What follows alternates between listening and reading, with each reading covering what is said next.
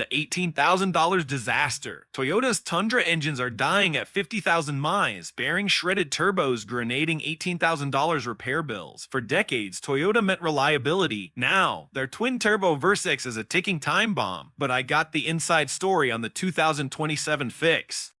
And what I found will shock you. Whether you own a Tundra or you're about to buy one, this video could save you from financial disaster. Let's expose what Toyota doesn't want you to know. The promise that broke. For 4 decades, Toyota built an empire on one sacred promise. Their trucks are indestructible. You could abuse a Tundra, neglect it, tow maximum capacity through desert heat, and it would still be running when your grandkids learned to drive. That wasn't marketing hype, that was the Vate legacy. Simple, overbuilt, legendary. Then 2022 arrived and Toyota made a decision that would shatter that reputation. They killed the bulletproof 5.7L Vate, the engine that made the Tundra famous, and replaced it with a twin-turbocharged V6. The automotive media went wild. More torque, better fuel economy, faster acceleration.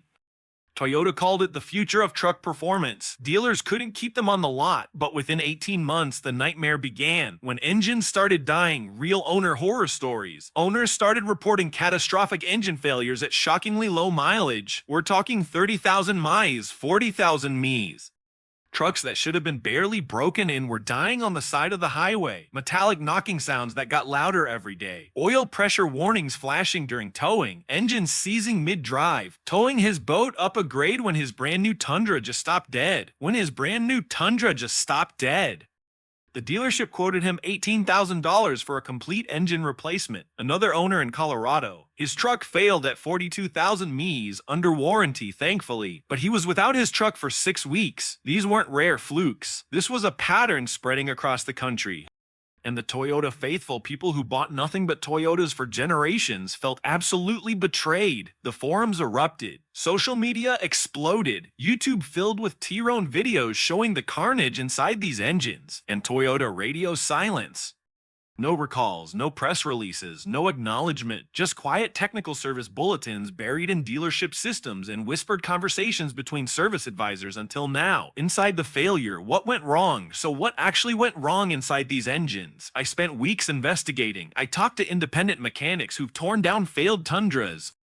I analyzed oil sample reports. I spoke with former Toyota powertrain engineers who were willing to talk off the record. What I discovered is a perfect storm of engineering compromises that turned Toyota's future engine into a reliability nightmare. Failure pound 1, bearing catastrophe. Failure point number 1, the bearing catastrophe. The main rod bearings, the components that keep your crankshaft from destroying itself, were wearing out at an absolutely catastrophic rate. These bearings are designed to last 300,000 miles or more. In the early Tundra V6, they were failing before 50,000. Why? Toyota engineered the tolerances too tight. When you make tolerances tighter, you reduce friction losses, which improves fuel economy. Sounds great on paper, but here's the problem. Under heavy load, especially during sustained highway towing, oil temperatures spike. When oil gets too hot, it loses viscosity.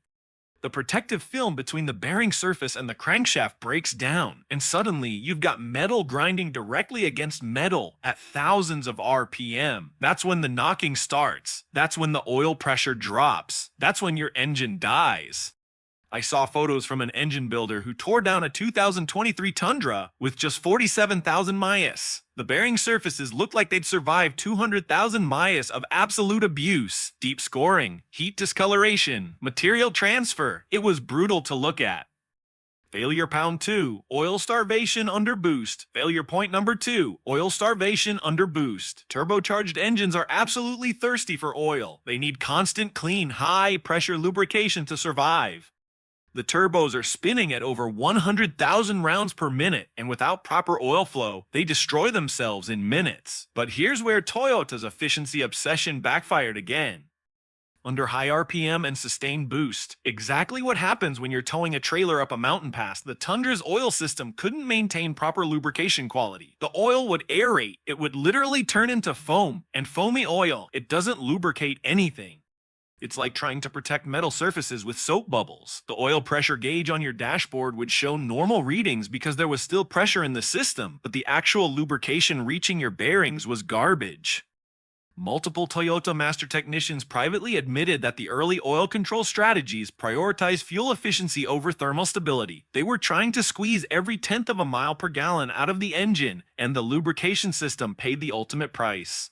Failure pound 3, turbo heat soak $7,000. Failure point number 3, turbo heat soak and oil cooking. Twin turbos generate absolutely insane localized heat. We're talking about exhaust gases at 1,800 degrees F, spinning turbine wheels at over 100,000 rounds per minute. That's hotter than lava.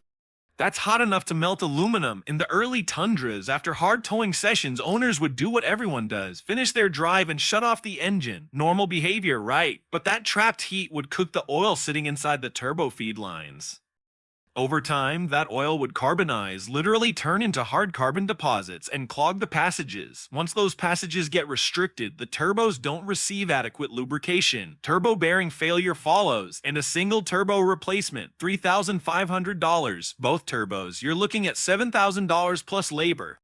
And that's if you catch it early before the turbos grenade and send metal shrapnel through your entire engine. Failure pound 4, aggressive calibration, why Toyota's testing failed. Failure point number 4, aggressive calibration philosophy. Toyota tuned this engine for maximum efficiency and emissions compliance. That meant aggressive torque delivery at low RPM, constant boost engagement, impressive power numbers on the spec sheet, but internally the engine was being absolutely hammered with every acceleration.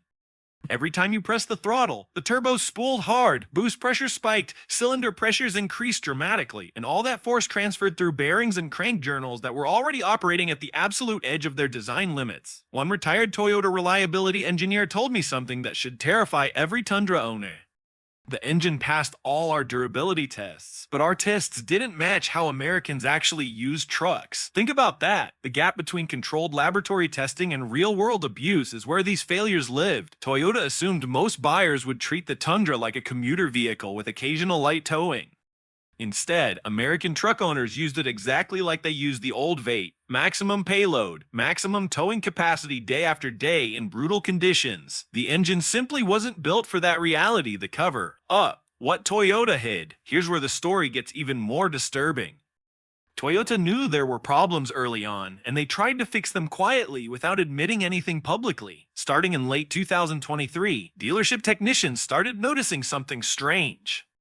Kit updates were appearing in their parts ordering systems, new bearing part numbers with revised materials, updated oil pump components with different specifications, ECU software updates with vague descriptions like improved engine performance, and no explanation of what they actually fixed.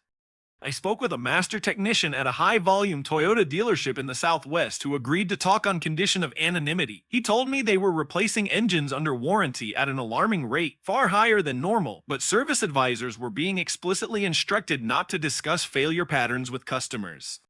Toyota's fixing trucks case by case, one warranty claim at a time, while avoiding any official acknowledgement that there was a systemic problem. Why the secrecy? Because admitting a widespread manufacturing or design effect would trigger mandatory recalls. Recalls mean class action lawsuits. Lawsuits mean billions in liability and permanent damage to brand reputation. So instead, Toyota played the long game. Incremental fixes, silent updates, hoping the problem would quietly fade into the background before anyone noticed the pattern. But it didn't fade. It exploded. Online forums became war zones. Tundra Forum, Tacoma World, Reddit.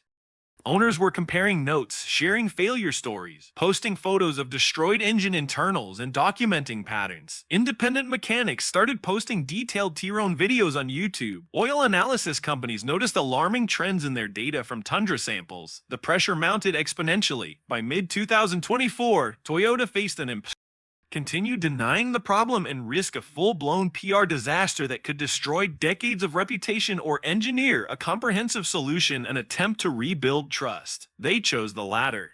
The result is the 2027 Tundra V6, and according to the engineers I've spoken with, it's a fundamentally different engine in all the ways that actually matter for long-term reliability. For buyers considering a new Tundra, the 2027 model represents a genuine turning point. The fixes are comprehensive and engineering-focused, not just cosmetic updates or marketing spin. This is Toyota acknowledging reality and correcting course with real solutions. Independent mechanics I trust are cautiously optimistic. One longtime Toyota specialist with 30 years of experience told me this is the engine they should have launched in 2022. It's what the third generation Tundra deserved from the beginning. Does that mean failures are impossible going forward? No. Complex turbocharged engines fail. That's reality. But the margins are finally adequate. The weak points have been systematically reinforced. Final thoughts. So, here's the real story behind Toyota's Tundra engine failures and the 2027 fix that might actually restore trust.